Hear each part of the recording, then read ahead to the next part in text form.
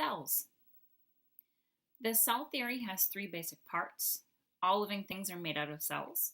The cells are the basic unit of life, meaning that the smallest life can be is a cell, and that new cells come from pre-existing cells.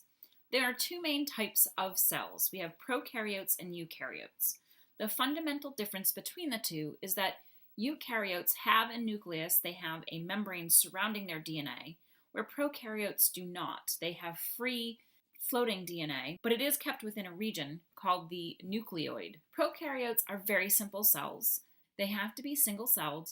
They have the basics of a cell membrane, cytoplasm, DNA. They also have ribosomes, and they might also have some other coatings on the outside, a cell wall or a capsule, and they also might have devices for movement such as cilia or flagella.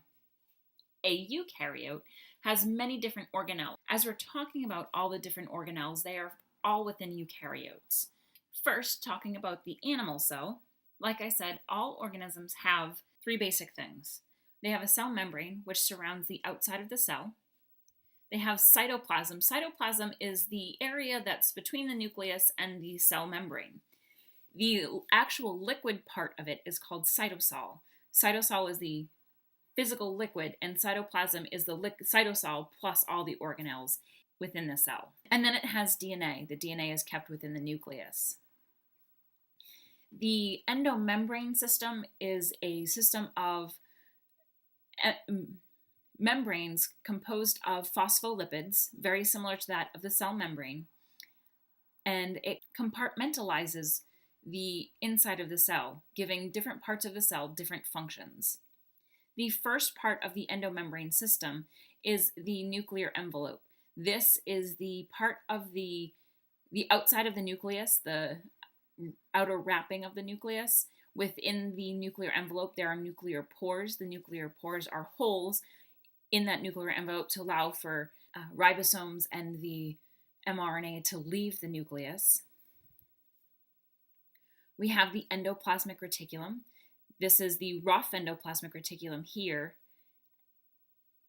as well as here. And generally, the rough endoplasmic reticulum is going to be surrounding the nucleus and actually will connect to that nuclear envelope. The other endoplasmic reticulum is the smooth endoplasmic, and here is the smooth endoplasmic reticulum. Both of these are found all throughout the cell. The rough endoplasmic reticulum is rough because it has ribosomes studded on the outside. The rough endoplasmic reticulum is involved with protein formation. The ribosomes read the mRNA in order to form the amino acid chains. Those amino acid chains will go within the endoplasmic reticulum for some processing. The smooth endoplasmic reticulum is for lipid formation as well as a little bit of detoxification. Then we have the Golgi apparatus. The Golgi apparatus is pictured here. It kind of, to me, looks like a sandwich with the innards sticking out.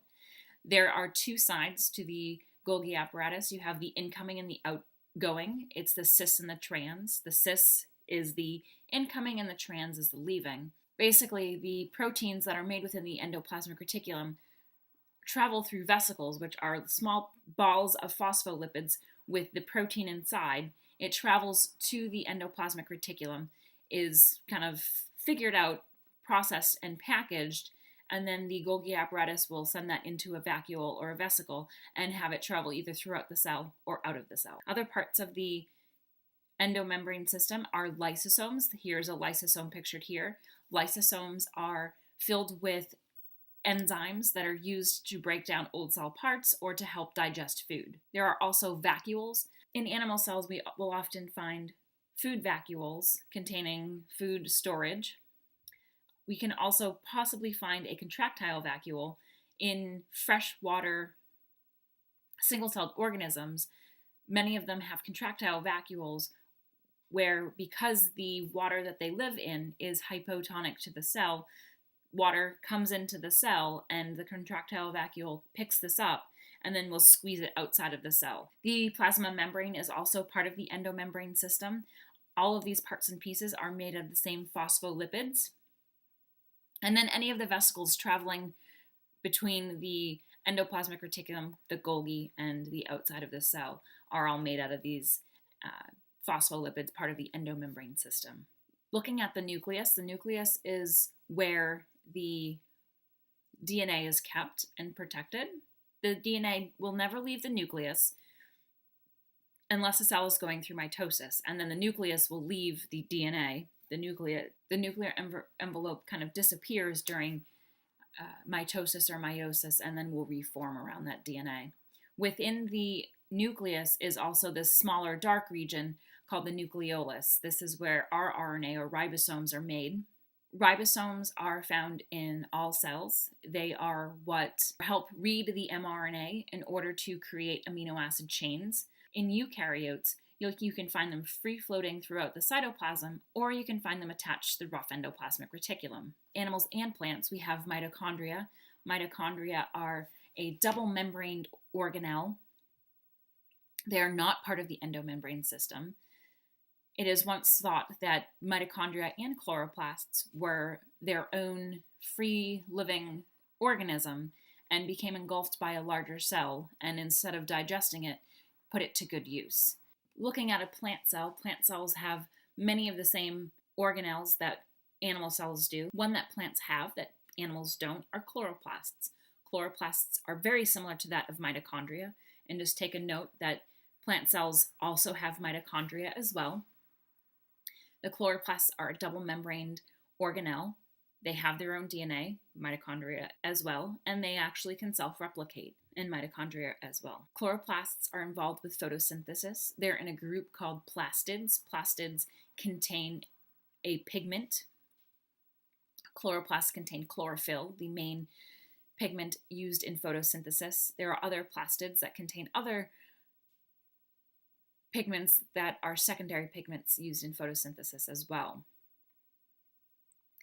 Another difference in a plant cell is that the vacuole in a plant cell here is a very large central vacuole and is used for structure. It's a large water-filled organelle that keeps the plant cell turgid, or keeps the plant cell, gives it some structure and kind of holds it open. Also, plant cells have a cell wall outside of their cell membrane. The cell wall is generally made out of cellulose. Also pictured here are peroxisomes. Peroxisomes are found in both plants and animals. Peroxisomes are an oxidative organelle. They are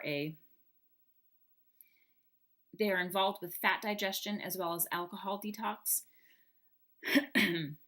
They will break down hydrogen peroxide. In animals, they are most numerous in the liver. We also have the cytoskeleton. The cytoskeleton is made up of microtubules and microfilaments as well as intermediate filaments, and give the cell a structure on the inside, as well as kind of a track for movement of vesicles or vacuoles within the cell. Pictured here, the green is the cytoskeleton. You can see it's a network of tubules and filaments within the cell, holding the cell in place.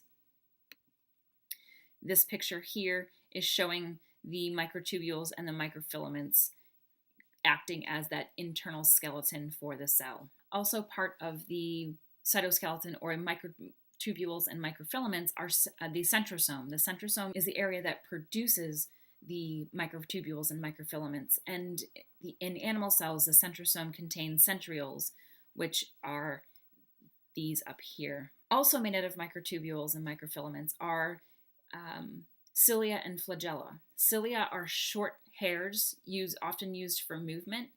In some of our cells, such as in the respiratory system, there are little hairs or the little cilia on the outside of the cells that beat back and forth to help move mucus within the respiratory system. And then flagella are much longer tails. Here is a picture of cilia. Here is a picture of flagella. These long tails are the flagella that help with movement. The classic example in humans for flagella would be that of sperm. If you look closely here at this video, you can see those two long flagella beating on the back of this organism. These flagella beat back and forth, helping that organism move. In this video are cilia. If you look closely to the outside of these paramecium, you can see little hairs beating back and forth. Those are cilia.